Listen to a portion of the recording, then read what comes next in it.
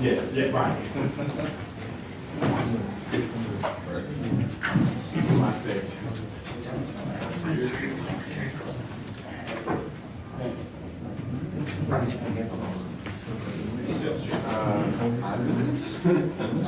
Is there anything that comes to mind before? Okay, sorry.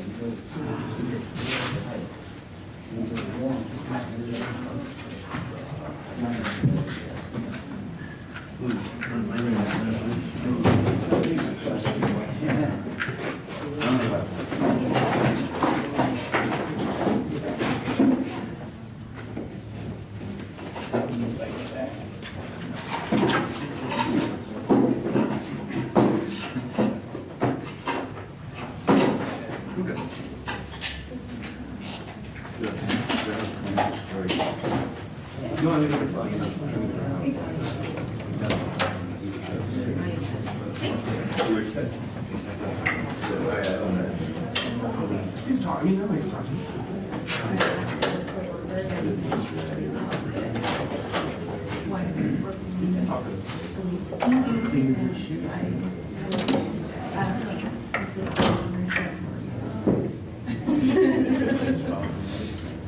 The parents of being TV. Yeah, you're right. You're Miranda, right? I'm Heather. It's nice to meet you. It's nice to meet you. I love her so much. Yeah, she's the best. Yeah. Yes.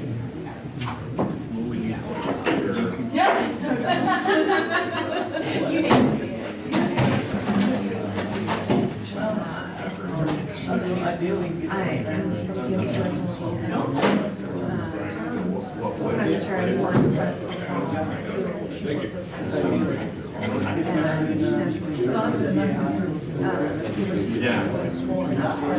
Oh, okay.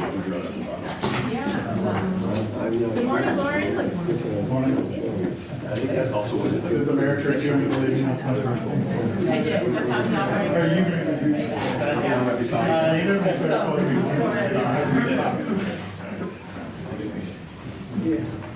Sorry. Just a little ice or ice coffee. Although it's like a summer drink. Would prefer hot coffee, but I don't like it.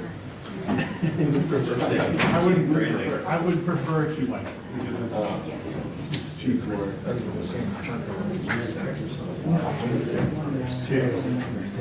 No, it's the hot. I like the taste. I don't like hot, but I wait for it to cool down. I like food warm.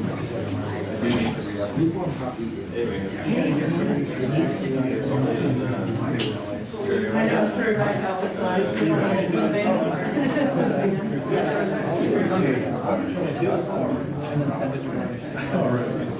So Do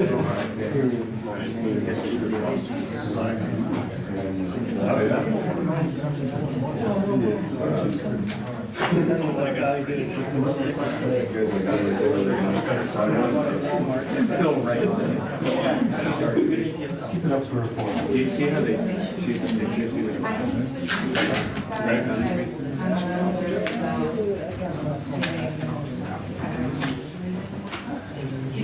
Well, no live shots yet, but we are sitting.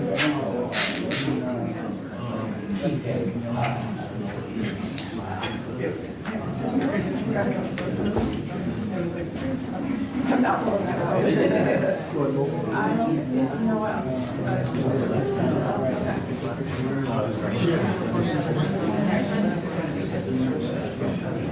I was saying that scene for you.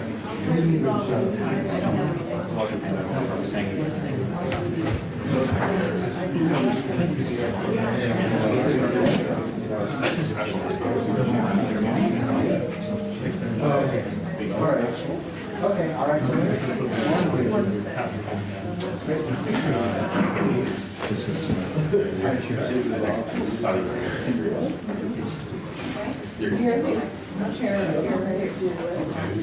I'm so sorry. I'm the chair for the ASL.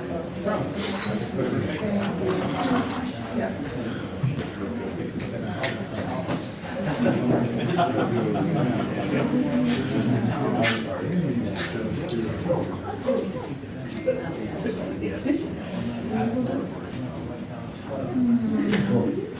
Thank you. I'm sorry.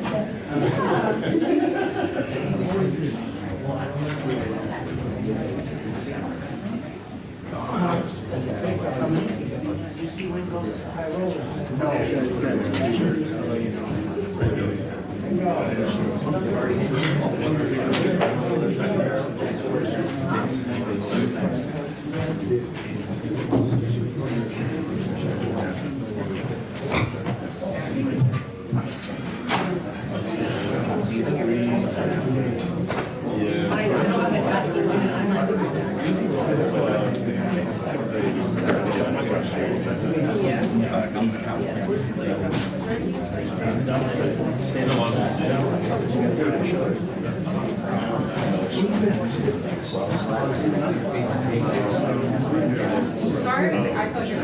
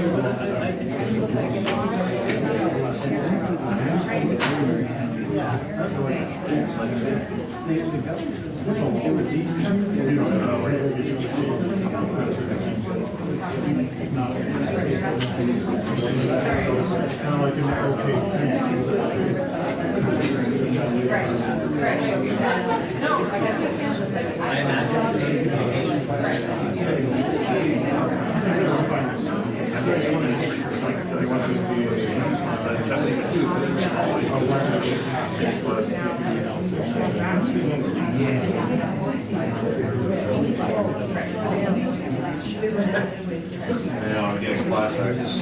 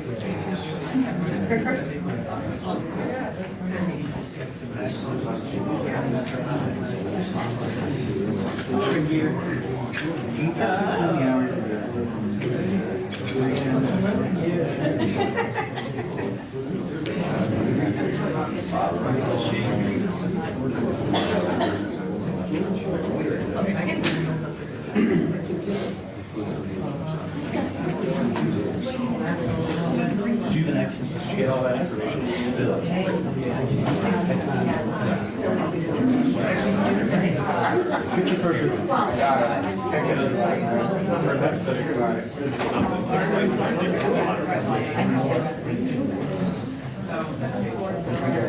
Yeah, I hear the first again. We were, I know that.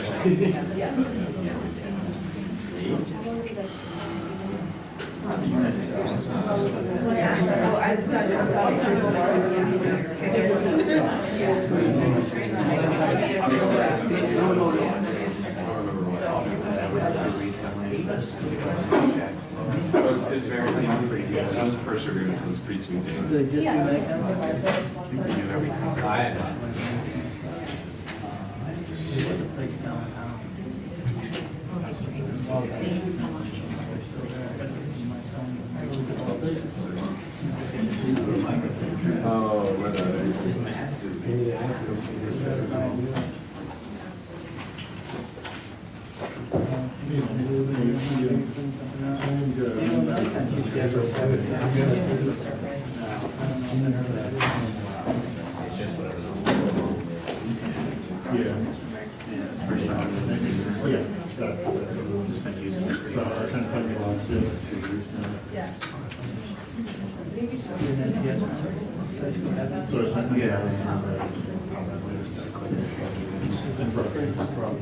ship it. It's like 3 days to shipping on each end.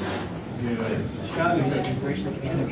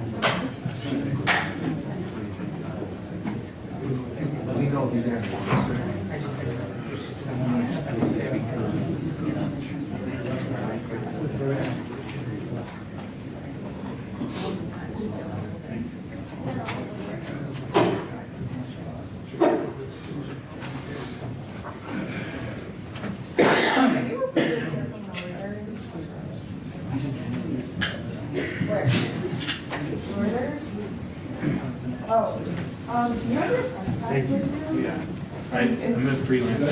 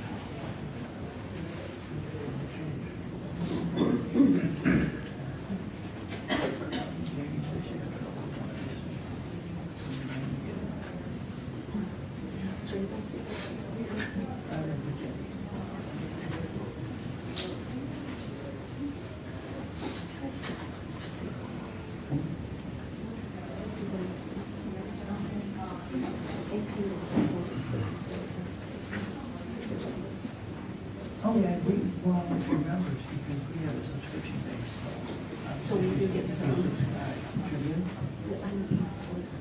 Political subscribe, yeah.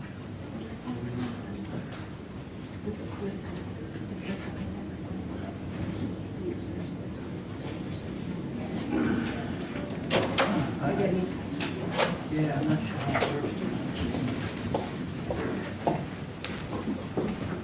We'll jump into the, you got Mondays, you got your templates. Thank you. And then you.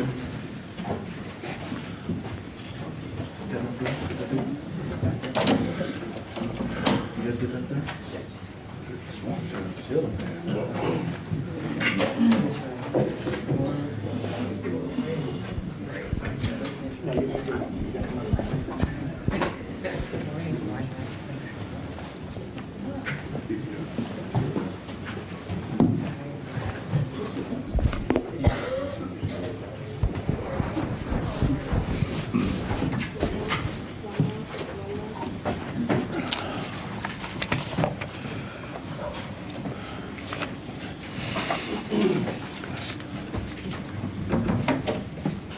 Good morning, everyone, and thank you all for being here.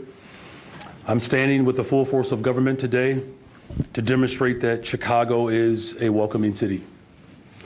Regardless of who's in the White House, Chicago is a city that opens its arms to people from around the globe. We will continue to protect civil and human rights, and we welcome all individuals and families who want to work, live, and thrive here in our beloved city.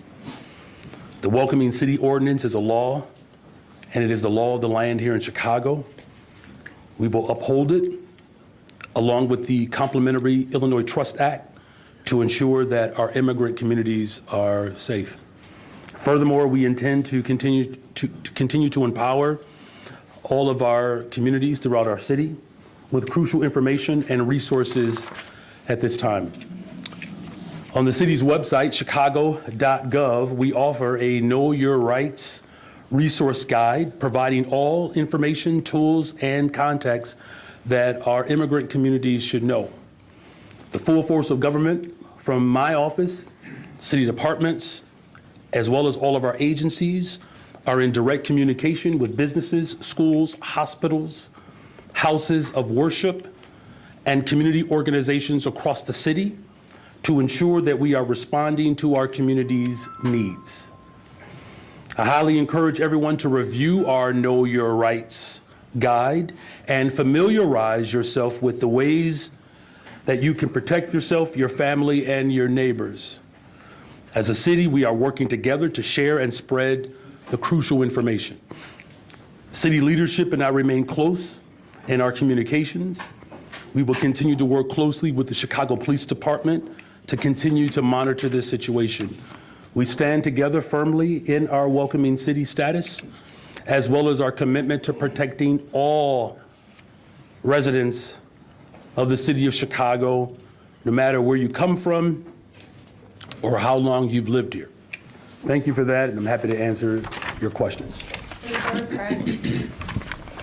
Good morning, Mayor. Good morning.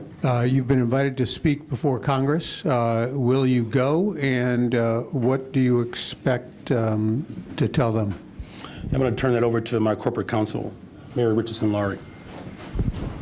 Good morning, Mary Richardson-Laurie, Corp Counsel. We did receive an invitation from the Oversight Committee, and it is under legal review, so we are not able to respond directly to your question in terms of whether he will go. It is a communication, and we'll be making legal determinations as to the substance of that communication. Mayor, if we could follow up with you just on that. Would you be inclined to go if your legal representation tells you that you should? And Mayor, I'd love to hear from you if you would. Mary Richardson-Laurie Corporation Counsel. I appreciate the question and the interest. It would be premature to talk about going until such time that we properly digested all the legal issues as well as the other substantive aspects of the communication from the Oversight Committee. So you're not even clear right now whether he could be compelled to go? It's an invitation that we have received. It is not a document that compelled.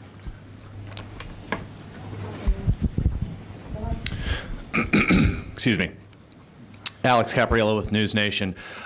We do know that the Trump administration has threatened legal action against sanctuary cities that hold similar to your welcoming city ordinance.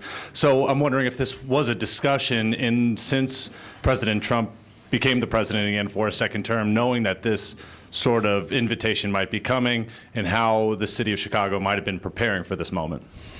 Well, again, regardless of who's in the White House, we're going to project our values and what working people across this city have asked for. They have asked for investments and opportunities to make sure that they have the ability to afford to live in this beloved city, to make sure that their children can go to a school that's within their neighborhood, that's fully funded, to have reliable transportation, environmental justice, all the investments that we're making. That's what the people of Chicago are experiencing in my administration. So again, regardless of who's in the White House, it's not going to be a determinant on whether or not we're going to hold up to our values. We are a welcoming city. We're proud of that work, and we'll continue to make sure that we're protecting the interests of all working people in the city. And a brief follow-up, Mayor. Your reaction to Border Czar Tom Homan making his presence known here in your city over the weekend and the arrest that happened, and your overall thoughts on this first week of the Trump administration, particularly when it comes to our city? Well, look, I think what's clear from this administration is that they do not have the full pulse or the breadth of what people in America are calling for. And, he has made it no secret that he wants to dismantle the education department. He's made it very clear that he is not willing to uphold the very sensibilities of our democracy to make sure that we're protecting the civil rights of individuals. Look, as a former public school teacher, the fact that everything that we won and fought for during Reconstruction, he is trying to roll back the hands of time. And as I've said, that there's a clear disdain for the fact that the Civil War went in a direction that clearly there are people in this country have not accepted. So we're going to continue to stand up for working people. That's what my mission is. The city of Chicago, we are the heartbeat of America, and we will continue to lead the way. Good morning, Mayor. Good morning. Are you angry, or were you angry or surprised at getting that letter? What was your initial reaction at reading it? Well, I don't get angry. It's just not my temperament. Sometimes I might, get a little frustrated. But look, my focus is investing in people. That's what the people of Chicago deserve. You see the full force of government on display. Here, we're not going to get sidetracked and allow anyone to push us to forfeit our humanity. We're not going to surrender that. So I'm focused on investing in people. We have a lot of work that we have to continue to do in Chicago, and I'm grateful that there are many people who understand the importance of that work. And pivoting a little bit, the White House also put temporary funding, cut temporarily funding to projects across the country, nonprofits, agencies, governments. I'm wondering if you can talk about what could be affected or what you're worried about or watching. In particular, I'm wondering the Red Line, is that in jeopardy of being on hold or cut at all? Well, look, it's, again, no secret that this administration has a great deal of disdain for working people. I'm going to pass it to my corporate counsel here, but I had a conversation earlier today with Senator Durbin as well as Senator Duckworth.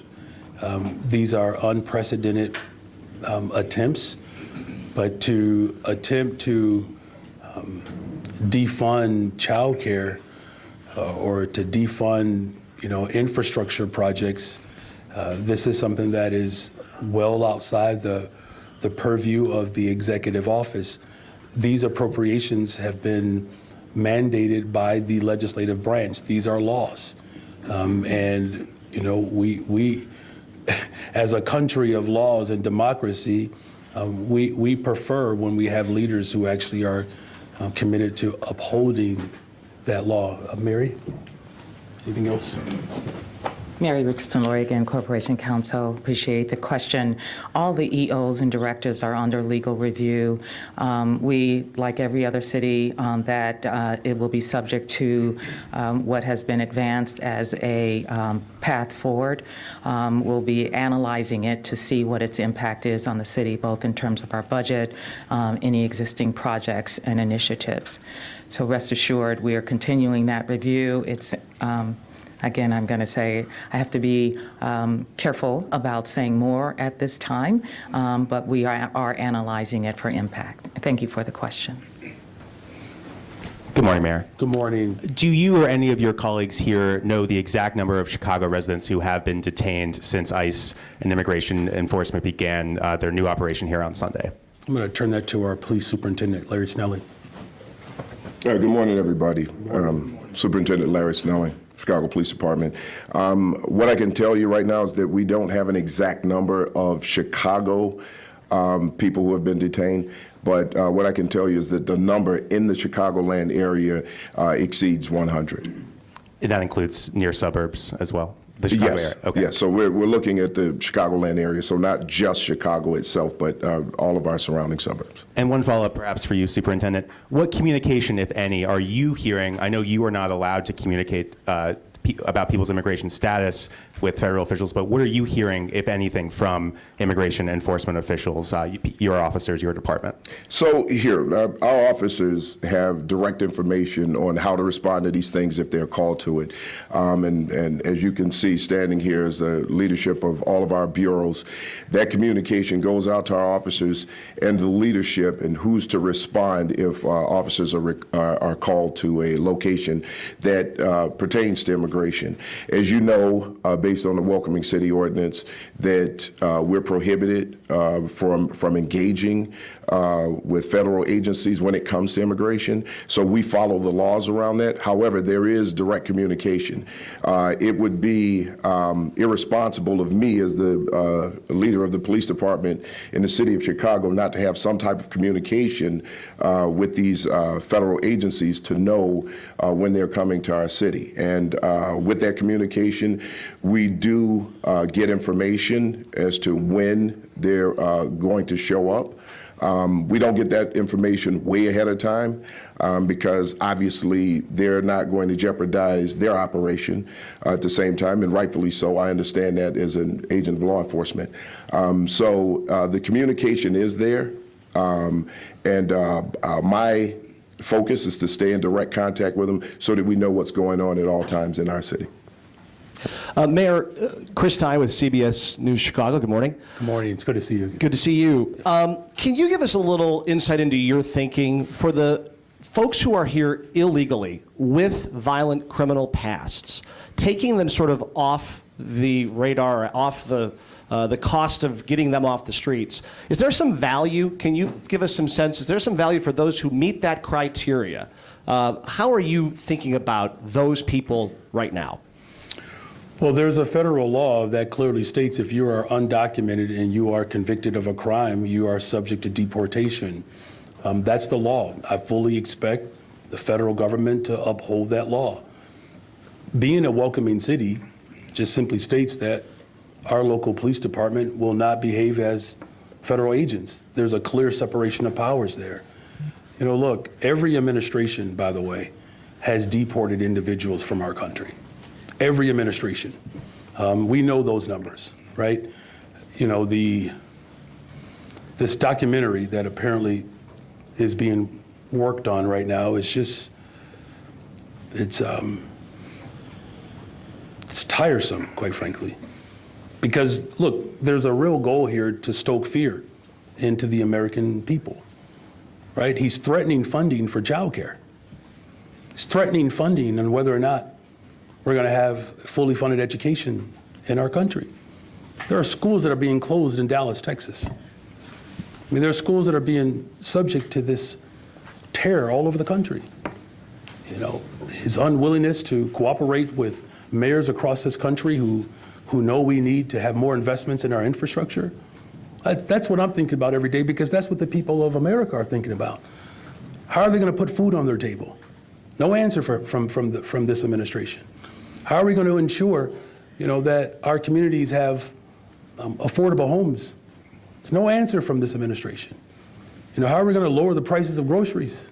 No answer from this administration. And so, yes, that's tiresome because there's a whole host of elements in which this administration has threatened, and this idea that somehow because you put your name on a piece of paper, you deserve an A+, that's not how leadership works. That's why the city of Chicago, we're leading the way to make sure that we are standing up for working people, and we will continue to do that. Follow-up question. The vast, vast majority of those who are unauthorized immigrants in this country are in California, Texas, and Florida. Why do you think that the Trump administration is focusing in on Chicago? You know, look, I've expressed this. Thank you for that question. I've expressed the love story of Chicago on multiple occasions. I'll do it again. A black Haitian immigrant fell in love with a Potawatomi woman and established a trade post at the bank of the river, understanding that Chicago one day would be the global capital of the world. It's a city that immigrants from around the world have come to find this place as refuge. Whether you are an Italian immigrant, an Irish, Polish, a Jewish immigrant, descendants of slaves who migrated from the South. My family's a part of the second migration. Like we're the soul, that's the soul of Chicago. We have one of the most diverse economies in the world, where not one industry captures more than 14% of our overall GDP. We're continuing to invest in all of our public assets, $20 billion of new investments. Those are reasons of why he should pay attention to Chicago, and if the administration is committed to helping with those investments to grow more affordable housing units, to grow businesses, that's what we're doing. But I will say, to some extent, I think the attention on Chicago is because of where we have stood historically. I mean, this is the place where we said keep hope alive, that launched a civil rights leader onto a national stage, the first black woman to serve in the United States Senate. Electricity came to life here, skyscrapers right here in the city of Chicago. And now we have investment on the southeast side of Chicago for the first time in 32 years. So there's a lot to behold. I think he is showing a real odd way of being attracted to our city. If he loves our city, he should just figure out how to work with folks. And I think the last thing that I'll say is, if he was really serious about transforming our immigration system in this country, he would pass a law. There's a bipartisan law right now on the Senate side that would provide more border support, more judges to move asylum cases faster, to create pathways to citizenship. He's not doing that because he wants to stoke fear into people so that he can ultimately behave as the supreme existence, which is quite dangerous, because when you have a leader that believes that they are supreme and above the law, there's some real nasty history that demonstrates how damning that can be for the people on the planet. Sean Lewis from WBBM-TV. Good morning, Mayor. Good morning, Sean. When we're talking about what Tom Homan was talking about yesterday, he said that the raids and the arrests were targeted. There was no wide net being cast, perhaps bringing people into custody who were not accused or convicted of crimes. Is that the information you are receiving here through CPD and through contacts in the federal government? Good morning, Sean. Just so that you know, and like I said before, we have contact and we are talking, and that is the information that they have provided for us. And I will say this, and the mayor mentioned this about stoking fear. We're hearing that children aren't going to school, people aren't going to work. There's a level of fear out there that we have to bring down. And as authorities, we have a responsibility to be that calming voice. And I think it's important for everyone to understand right now that the information that we're getting directly from our federal partners, and when I say partners, these are people that we have worked with through the DNC, and we work with on everyday crime issues as those violent crimes affect our city. There is communication, and that's the communication that we're getting right now. So we want to make sure that people understand that there is some level of communication. We don't interfere with what they're doing, even though the laws around the Welcoming City Ordinance prohibit us from assisting them in immigration situations. If there are violent crimes or things of that nature that are happening, we, as a police department in Chicago, will respond to keep our city safe. So we just want to make that distinction clear. But there is clear communication between us and the federal agencies who are coming in to do this work. And if I could, my Chief Operations Officer, John Robertson, I'll let him speak to this too, is because this is not just about the coordination with the Chicago Police Department. This is with coordination with the full force of government. John? Thank you, Mayor. John Robertson, Chief Operating Officer for the City of Chicago.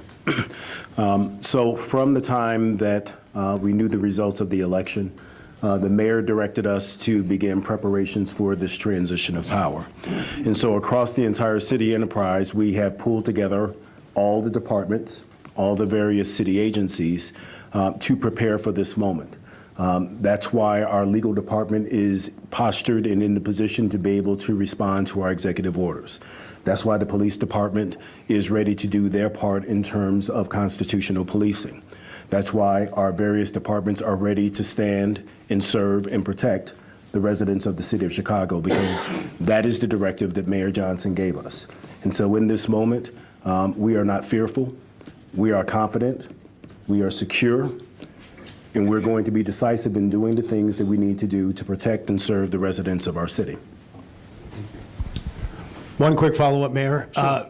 When you see a memo come out about pausing federal funding, do you see that perhaps as a way to encourage sanctuary cities, welcoming cities to change policies because cities like Chicago rely on federal funding to keep its operation going?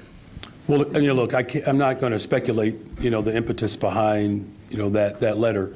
What I can say is, as Mary Richardson Laurie has articulated, there will be a full review of the executive orders, including this particular letter that was sent to me. Here's what I do know. The federal government has a responsibility to ensure that every single resident across this country receives ample amount of investments to ensure vibrancy as well as the ability to pursue happiness under our Constitution. I wish, maybe I shouldn't wish this, but I wish I had a better sense of why this administration has shown so much disdain towards working people. Child care and elderly care. These are things that the people of Chicago require from their federal government because those are the tax dollars that we expect to be delivered back to us in those services. Same thing with transportation, our environment. All of the investments that we are making are ultimately designed to build a better, stronger, safer Chicago. So whatever the motives are of this administration, I can't speak to. All I can say is that there are people across the city of Chicago and this country that want a federal government that doesn't show animus towards working people. Now more than ever, we have to do everything in our power to ensure that working people will have the ability, again, to pursue a life of happiness in this beloved country. And we deserve to have a democracy that reflects our values, our full values. And that's why we're going to continue to lead the way in the city of Chicago to demonstrate that regardless of who's in the White House, we're going to continue to fight to ensure that a better, stronger, safer Chicago becomes a reality. Good morning, Mayor. Good morning. Do you all have an estimate, maybe a dollar figure, for how much grant funding could be subject to that federal freeze if it is upheld? Annette, do we have it since? I'll turn it to my budget director. Thank you for that question. Good morning, Annette Guzman. Thank you, Budget Director. We do. We did an analysis of all of our grant funding that we received last year, as well as what is anticipated to be received based on appropriations that have been enacted by Congress. We have about $4 billion worth of grants in the city of Chicago, and a portion of that is federal direct grant dollars that we receive. And so we do know what is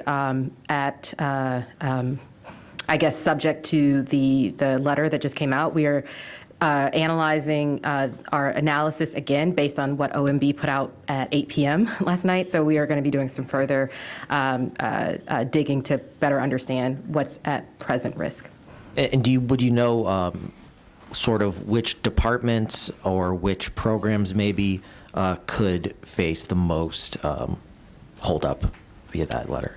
Yeah, I mean, at the end of the day, we do have that analysis, and we are working directly with those departments to better understand the impact of funds if they were 100% no longer available. But again, this letter that just came out last night. We don't know the full implications of what OMB's actions will mean, and we don't know, what potentially Congress will do based on, the letter that came out from OMB. So Again, that letter came out last night. We are analyzing it, and we'll be speaking directly with our departments.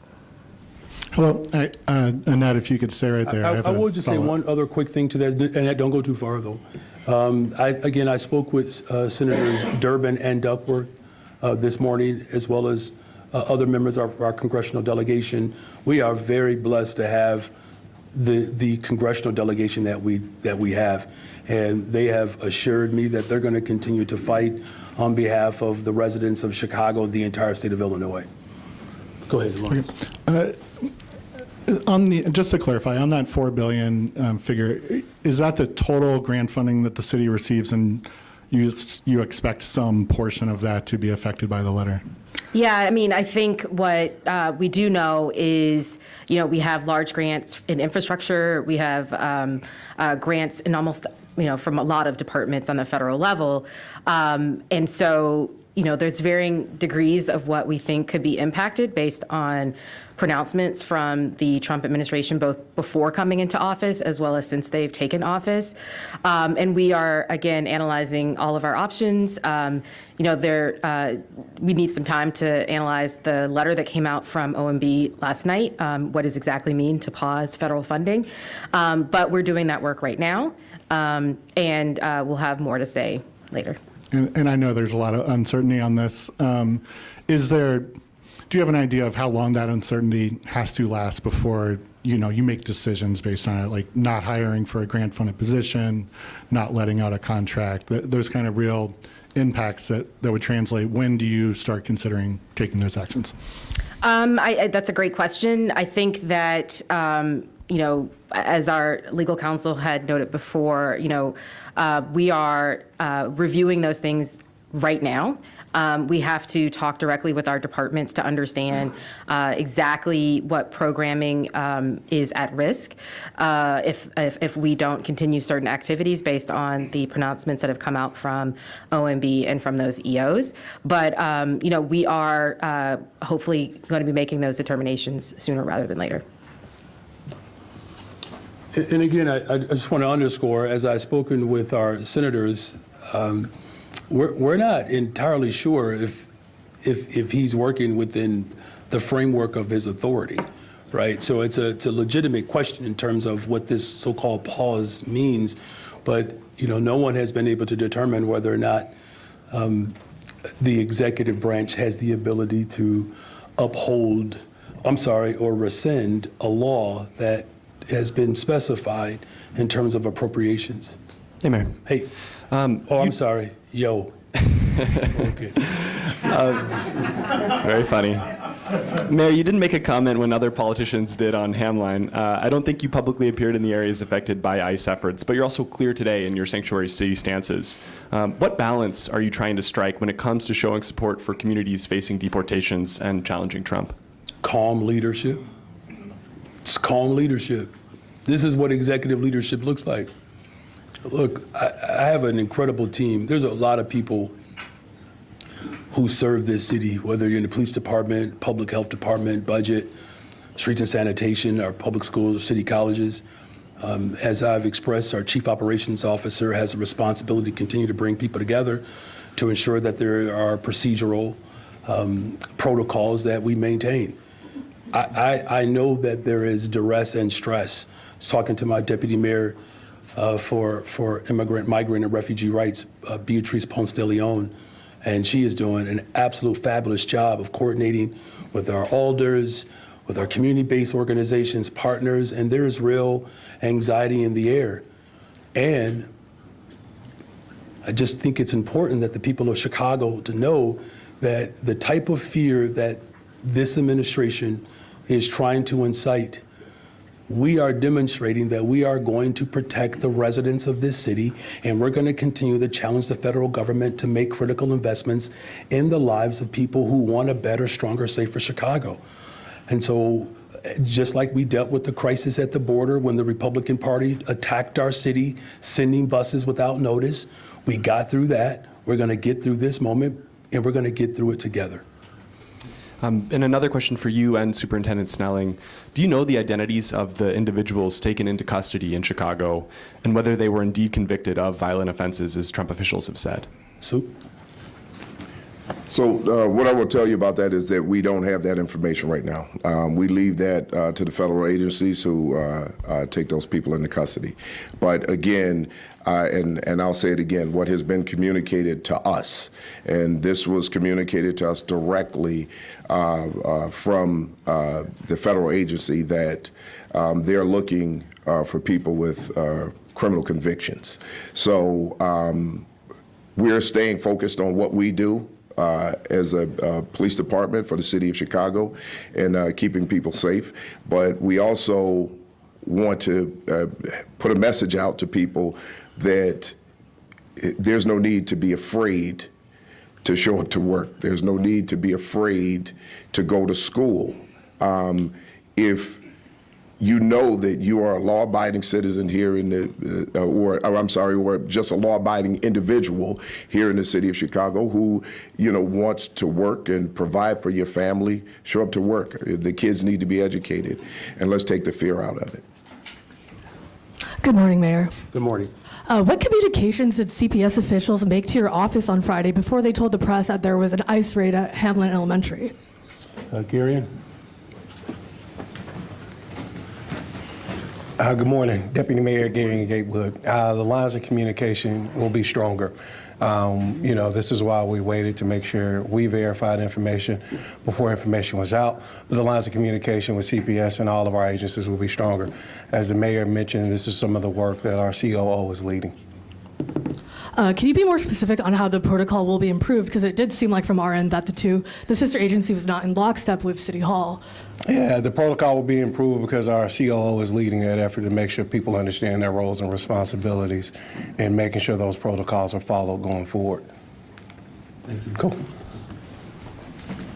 Mayor Johnson, there are over 400,000 illegal aliens, migrants in the state of Illinois, city of Chicago. Many of them have criminal and deportation orders. There are, at best, because of Chicago's sanctuary city policy, a revolving door policy towards illegal aliens who have committed the most heinous of crimes.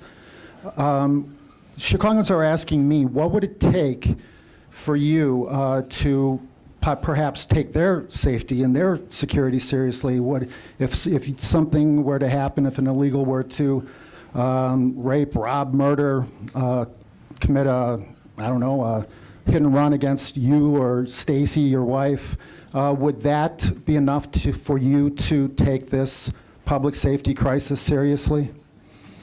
Well, safety is our top priority, and we've already made critical investments in the city of Chicago to continue to build safer communities. That's why in every major category, violent crime continues to go down because of those investments. And so the federal government has a responsibility that if there are individuals that are undocumented that have been convicted of a crime, that is their responsibility to apprehend those individuals and deport them. That's nothing new. Every administration has done that.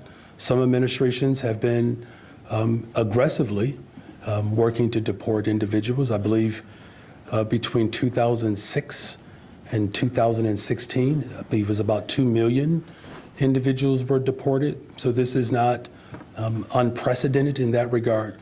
But the federal agents that have the responsibility to detain and deport undocumented individuals that have been charged or, convicted of a crime, that is their responsibility, and I fully expect them to uphold the law. The people of Chicago tell me that your answers are nothing more than double talk, word salad, pre-scripted PR statements. Tom Holman showed up in Chicago and within 24 hours found a convicted sex offender who has been living in our city since 2009, flouting the sex offender registry. If he can do this, why can't you? Because that's their job. That is their job. The federal Your government job's not to keep has a the people of Chicago responsibility safe? to make sure that individuals who are undocumented, who have been charged with, convicted of a crime, it is the federal government's responsibility to do their part and uphold the law. Our local police department, along with our public health department, along with our other sister agencies, are working to build a better, stronger, safer Chicago. And as we've stated repeatedly, those critical investments, you continue to see the results of those investments as violent crime continues to fall in Chicago. Thank you very much. And good morning, Mayor. Good morning.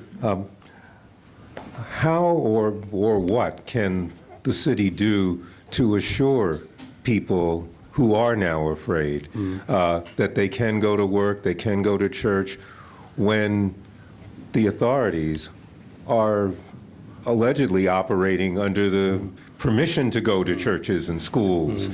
How can you make people feel more secure when they're hearing from Washington that those places that they feel should be secure are not?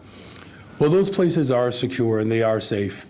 And, you know, as the superintendent indicated, he's in communication with you know, key members within the federal government that provide detail of where they will seek these individuals that fit within this category. But there is ongoing work that's being done and led by our Deputy Mayor of Community Safety and our Deputy Mayor of Immigrant, Migrant, and Refugee Rights. Beatrice, would you like to speak to some of that work that we are doing to ensure the people of Chicago that they are safe? Yes, thank you. You're welcome. Good morning, Beatriz Ponce Leon, Deputy Mayor for Immigrant, Migrant, and Refugee Rights. I just want to reiterate that our campaign to share information that is people's rights in this country and partnering with community groups to do that is making a difference in giving people information that they need to make decisions for themselves and their families. There is certainly fear in communities that have been torn apart before. People here who've been living in the U.S., working, paying taxes, sending their children to school, we are seeing that there is a heightened fear of what might be happening with this immigration enforcement. And they will make the decisions they need for themselves and their families. Our role is to give them some information that they can use to work with our community partners to get that information out. I also encourage folks who are concerned to connect to those community organizations that are supporting immigrants and refugees. Chicago is a place that has a robust network of social services organizations and legal services organizations, not just for immigrants and refugees, but for all Chicagoans. And this is a moment to connect with those groups, to be in community as people make those determinations for themselves about how to feel safe in Chicago. We have heard multiple times today that the city will continue to follow the Welcoming City Ordinance and do our part to make sure that our city departments and sister agencies know how to respond, to add a layer of confidence and safety in our communities as well. Thank you. Thank you. And just one other question for you, Mr. Mayor. Sure, of course. How do you feel about the presence of Dr. Phil accompanying the federal agents? My communications team, they're not going to be happy with me right now. I know that. This desire to popularize fear is unconscionable and abhorrent. There's no other way to describe it. We're talking about people's lives. Look, we're all committed to making sure that we have safe communities, all of us. I have not met anyone, regardless of your political ideology, that you don't want safe communities. I mean, I think we can fundamentally agree as Americans, as global residents, that we want safe communities. Now, there are debates around how we get at having safe communities. And that's fair. That's what democracy should lend itself. But to use this moment to popularize fear is something that is unconscionable, and we fully reject. The level of intimidation that this administration is trying to uphold, we're Chicago. We're built different. And we're not going to be afraid of anybody that is threatening the livelihoods and our economic structure in this city. Look, we fought hard to get $432 million from the federal government to assist the west side and south sides of the city of Chicago who experienced flooding. We fought hard to make sure that red line extension, the $1.97 billion to finalize the extension, these are real dollars for the people of this city.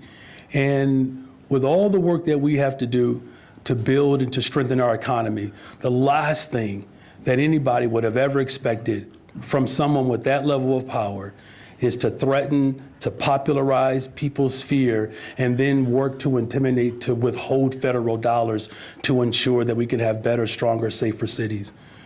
So, this was not the ideal way in which I wanted to end up on Dr. Phil, on his show, but for whatever it's worth, just know that we are not entertained, but we are very much determined to continue to ensure that working people are protected in this city. Hi, Mayor. Hi. You know, earlier we heard Superintendent Snelling say, you know, we don't interfere with ICE. In the letter sent from Rep. Comer, it refers to the city's policies as misguided and obstructionist. What's your response to that language? Mary? Mary Richardson Laurie Corporation Counsel. I respectfully disagree. We have set forth a series of guidelines within the framework of the law. We understand what the law requires of us. We understand if there's a properly issued judicial order, search warrant that is federal. We are obligated to honor it, and we will. I will not lean into rhetoric, but we will lean into what is required of us legally in terms of responding to the moment. So I respectfully disagree. One follow-up for you. You said you're reviewing the EOs and you're reviewing the letter and making a decision on whether or not the mayor would potentially testify. Do you have any sense of when that review would be complete? I do not. I don't want to proffer a timeline. As you are probably aware, there are new EOs being issued almost daily. So we are continuing to review all of those documents, as well as any directives, any letters of communication. All of this ties together. And just for a level setting, each of those things affects a city and its citizenry. So we take it really serious, and we have to be thorough in our analysis. We will not genuflect, even when requested. Thank you. Hi, Mayor. Hi. I don't mean to be rude, but my questions are for Superintendent Snelling. You're not rude. Superintendent, there seems to be a little bit of a disconnect, and I'm hoping you can help me with this. You're saying that you don't have clear information from the federal officials about whether the people detained by ICE have been convicted of serious crimes, but you're saying that people should not live in fear and that they should go and work, they should go to work and to school, when folks like Tom Homan have said that if they encounter somebody who is here undocumented, regardless of whether they've been convicted or even accused of a criminal offense, they will be detained. How do you square that? First of all, I don't necessarily understand the disconnect. I think what I was clear about was the information that's provided to us about their focus. Right now, I know that there are other things that are being said, and when you look at the information around all of this, there's a lot of, misinformation out there, bad information that's been put out there, and there are a lot of people that use this information to stoke fears. The communication that we have directly from the federal agency is that their focus is would be people who are undocumented, who have committed violent crimes and have been convicted of crimes. So that's the communication that's coming to us. What we have not seen is that we have not seen federal agents running through Chicago looking for children. Going to work locations and grabbing people. So that's our communication with them. So I can't tell you the focus of everyone involved and the statements that they make. I can't define that for you. But what I can tell you is that the communication that we have directly with the federal agencies who are here right now is that their focus has been streamlined to people who have been convicted of criminal activity. And shifting gears a little bit, one of the 1,500 or so people pardoned by President Trump for engaging in the January 6th Capitol riot was a former Chicago police officer who now says with this pardon he would like his job back with the Chicago Police Department. Is he somebody who should be a Chicago police officer? Well, listen, let me just say this. When it comes to the Chicago Police Department, we look for people of the greatest character. This is the greatest police department in the world, I believe, and we have great people here. So what I'm not going to do is talk about one particular case. But we're going to make sure that we have the people who are the best of character working for this department.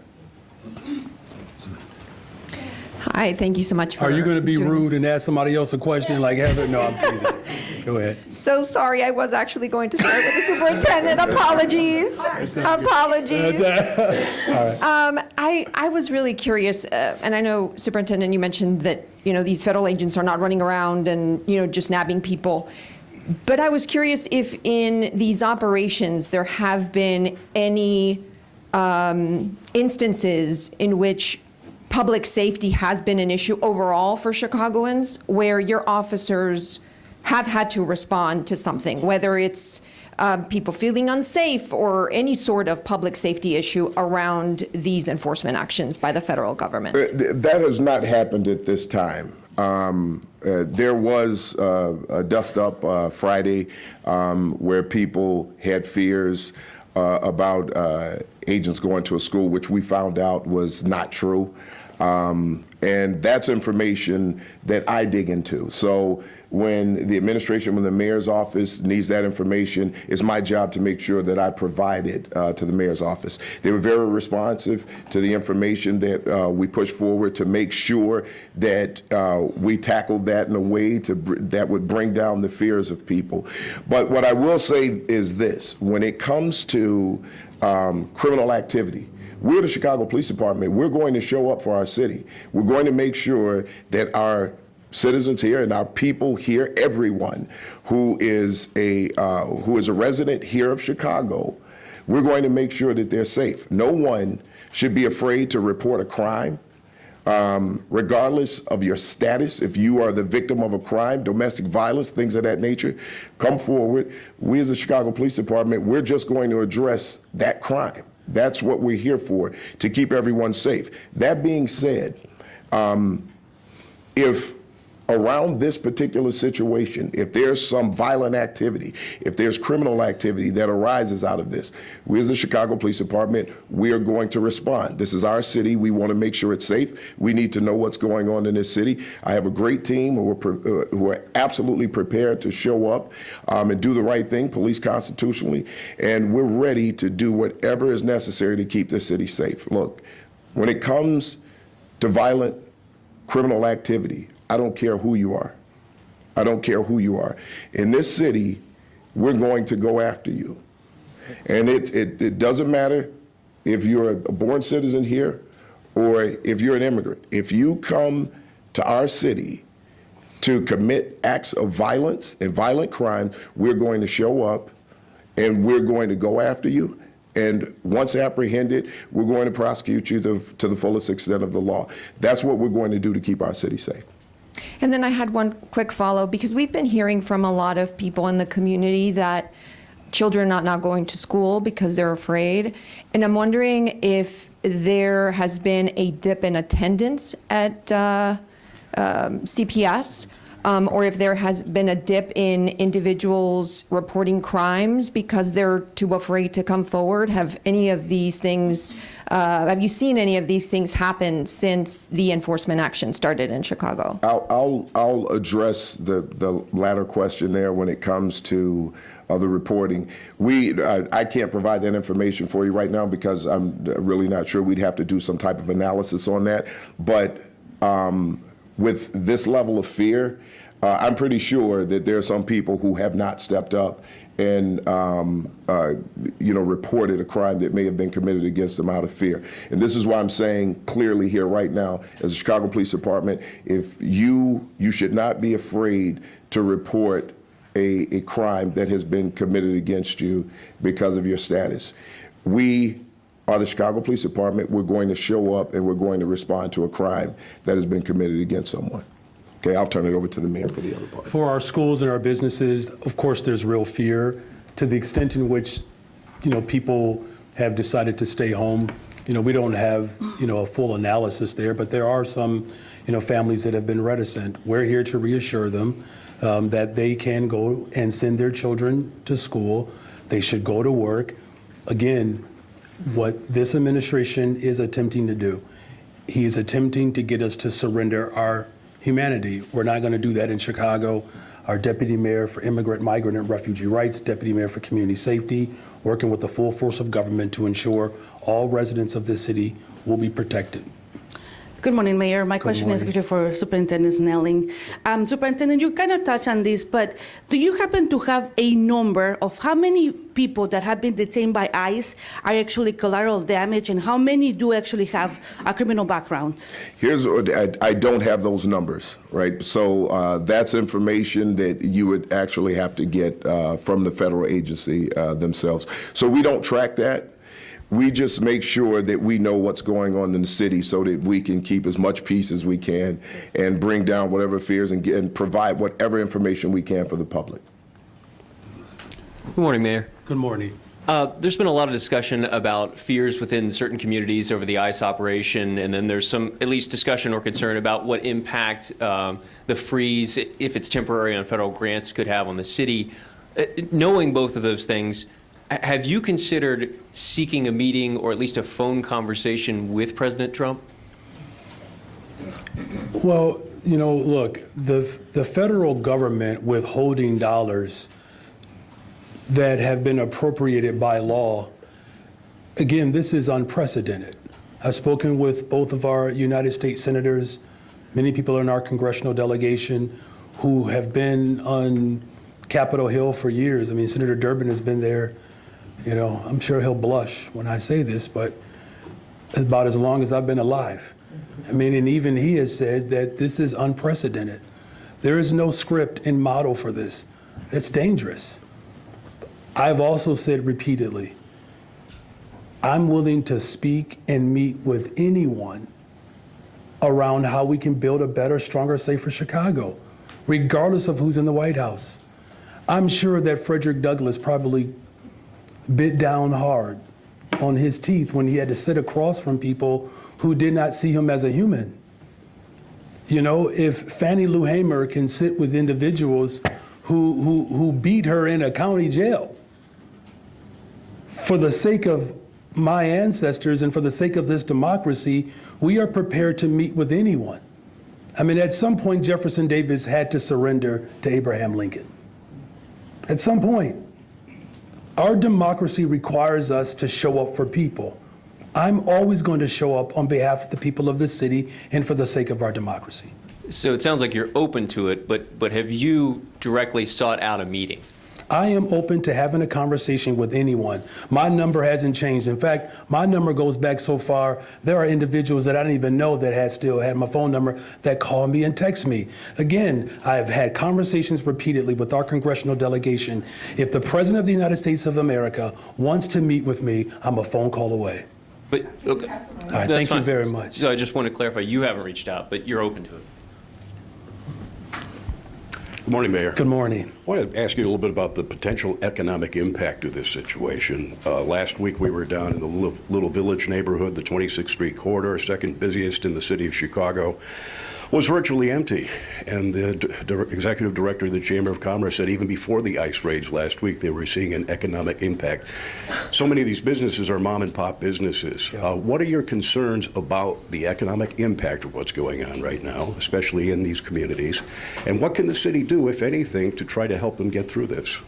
Well, the first thing that we're doing is we're making sure, and our Deputy Mayor, Beatrice Ponce de Leon, already spoke to this, making sure that businesses and the community, that they know their rights. Our Chief Operations Officer working with our city agencies and all of our departments to make sure that that is blasted out. Our CTA has worked to make sure that that information is available. Our BACP commissioner, acting commissioner, our commissioner for Department of Planning and Development. We just released $30 million into the community to continue to grow and encourage small businesses. My $1.25 billion investment bond, the largest in the history of Chicago, those dollars that we have made available to grow businesses and to support those businesses. So that work will continue.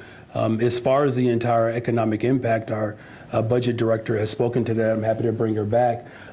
Please, Annette, if you want to speak more to that. But The whole point of that level of intimidation is to have that type of impact.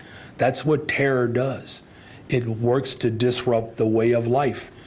We literally have acts of terror that are being promulgated from the federal government.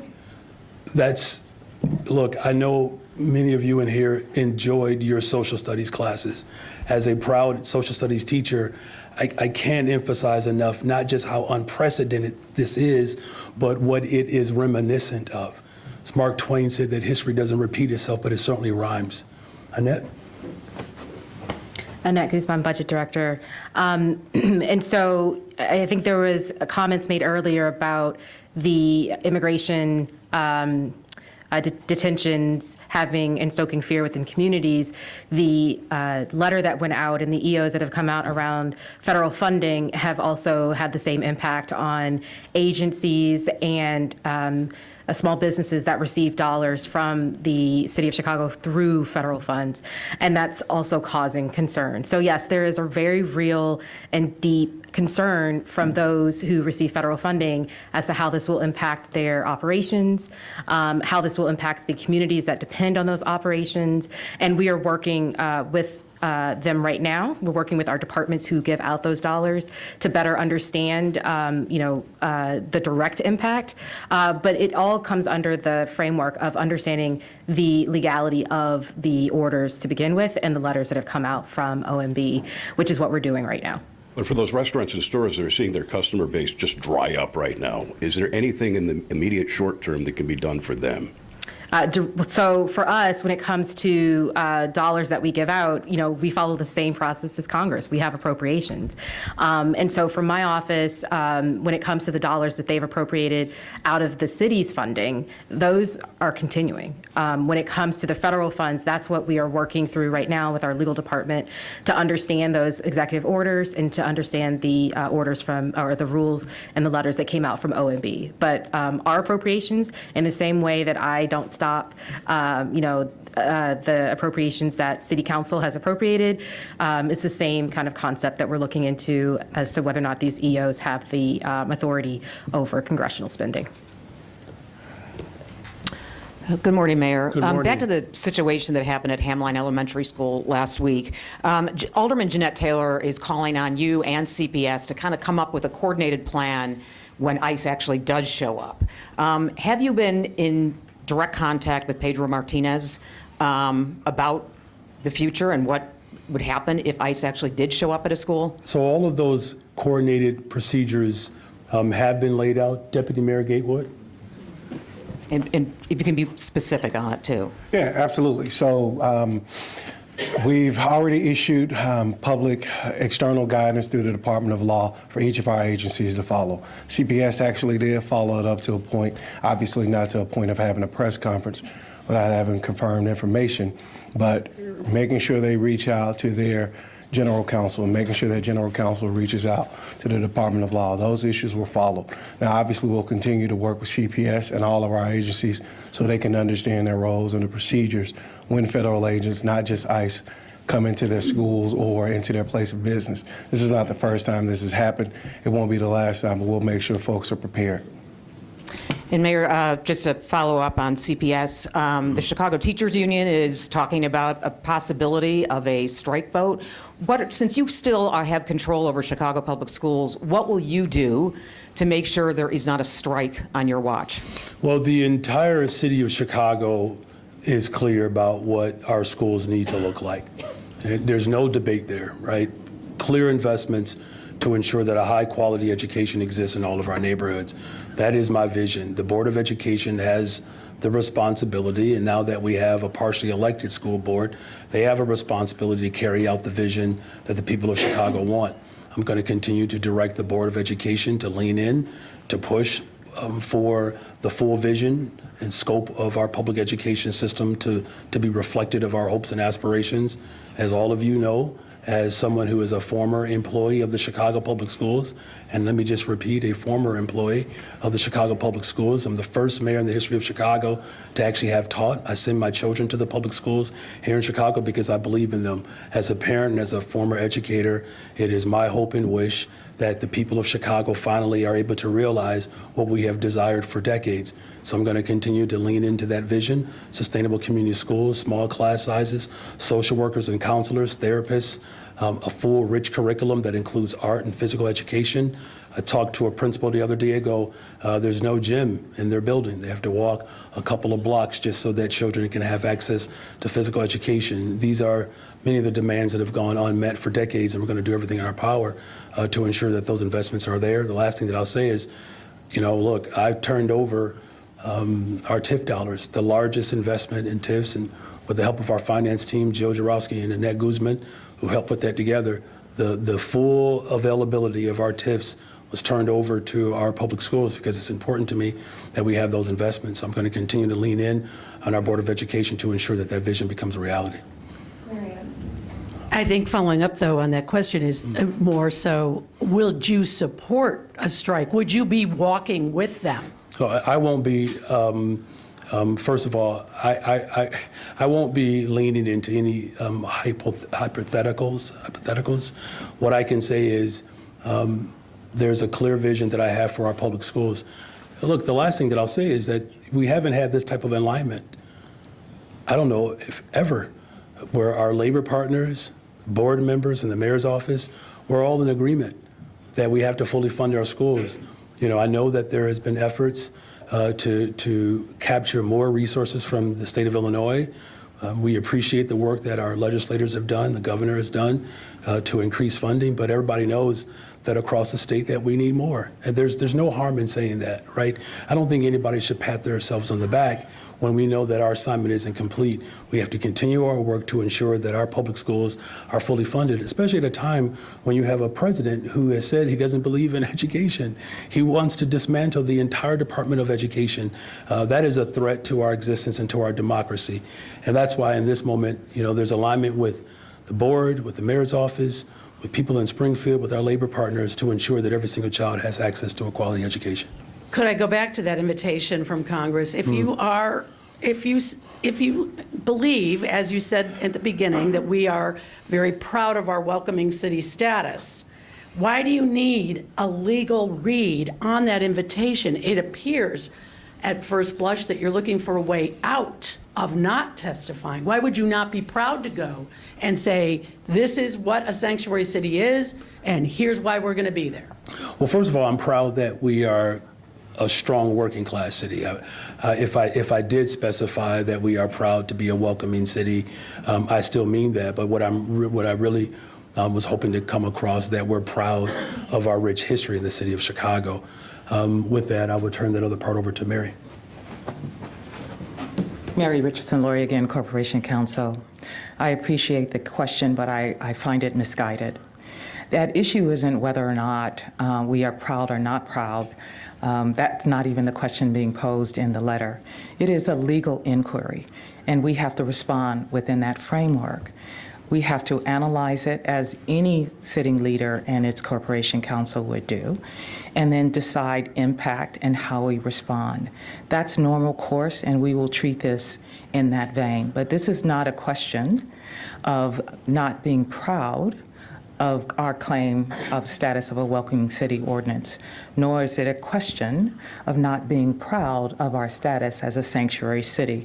We're simply needing to take the communication that we've received from them and do the proper legal analysis before this mayor or anyone associated with the city responds. That kind of analysis is going on across all the cities that are recipient of said letter.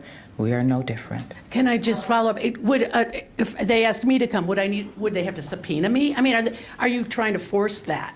The objective isn't to force anything. The objective is to take the letter that we've received, do the analysis, and then make any determinations as to how, when, where, and whom responds. Can I ask Superintendent Snelling a question? Sorry. Of course you can. No, I'm sorry. please, Don't want to hurt your feelings.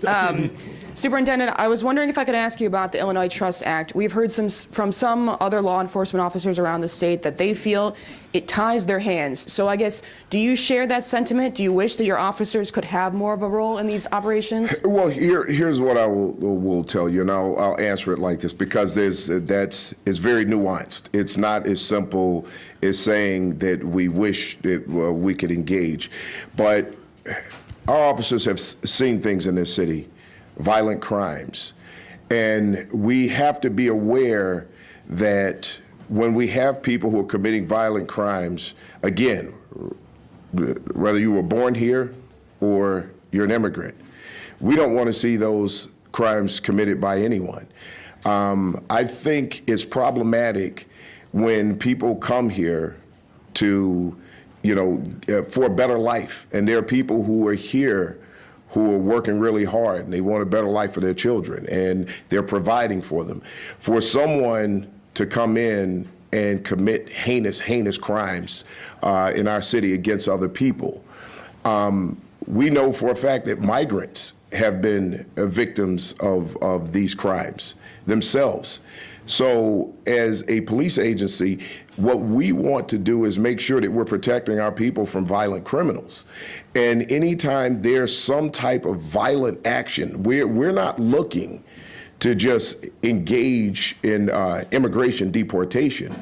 We're looking for those who are committing crimes in our city. Look, we have people here, our citizens, who we want to prosecute and not see amongst our community members because they're terrorizing our community members. So we don't want anybody doing that. So sometimes it's hard for law enforcement to feel like they're not a part of engaging with our most criminal, our most violent criminal faction out there. So I think it's more of a protectionist mentality where we want to protect the citizens of our city.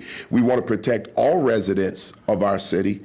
And sometimes it's hard to sit by if we think that there's someone out there who's violent that we want to help remove from the street.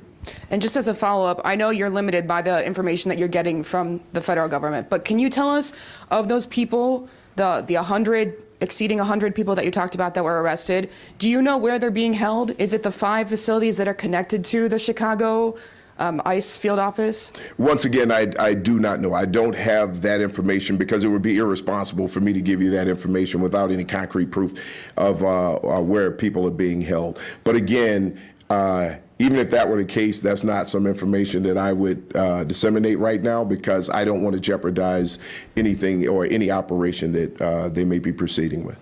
My questions are for you as well, Superintendent.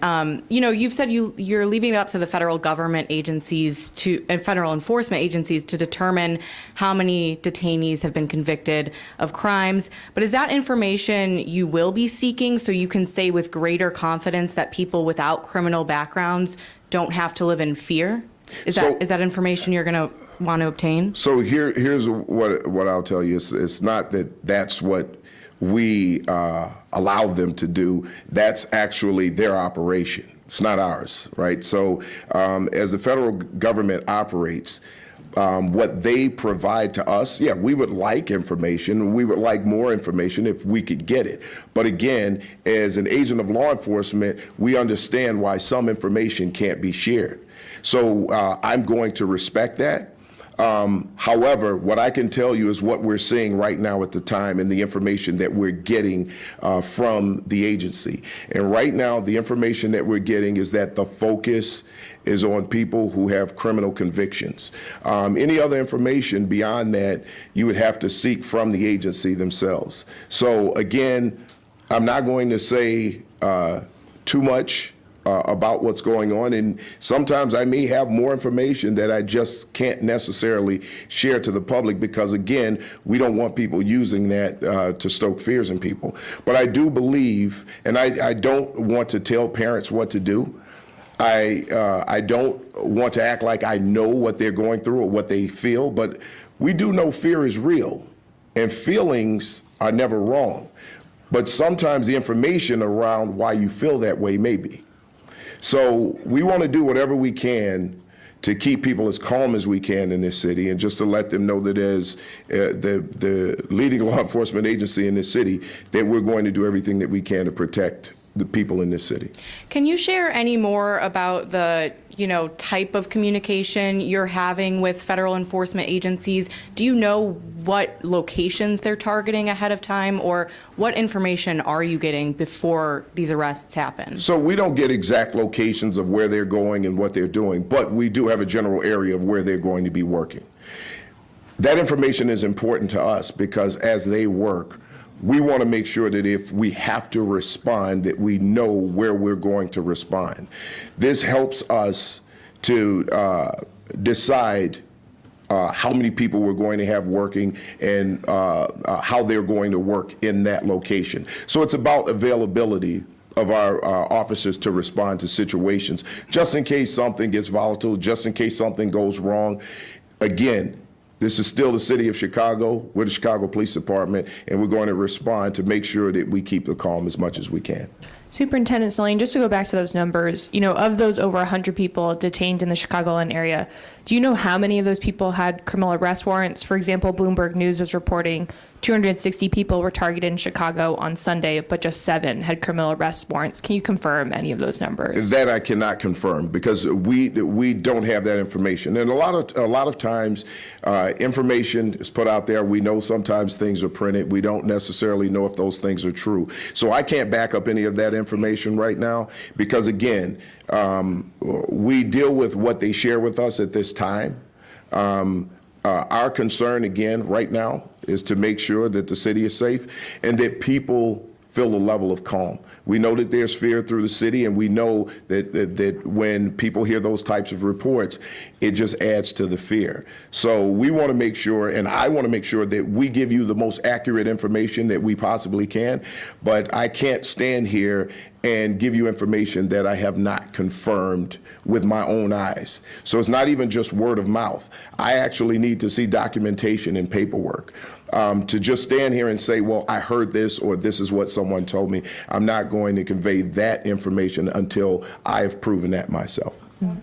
And Mayor Johnson, will the Chicago be taking any legal action, against the immigration raids, such as joining the federal lawsuit that immigration advocacy orgs have already filed? Thank you. Mary? Mary Richardson Laurie Corporation Counsel, we continue to analyze our legal options across all EOs, directives, and communications. We won't forecast them in advance, but if we do take said action, you will likely read about it and write about it. All right. Thank you all very much.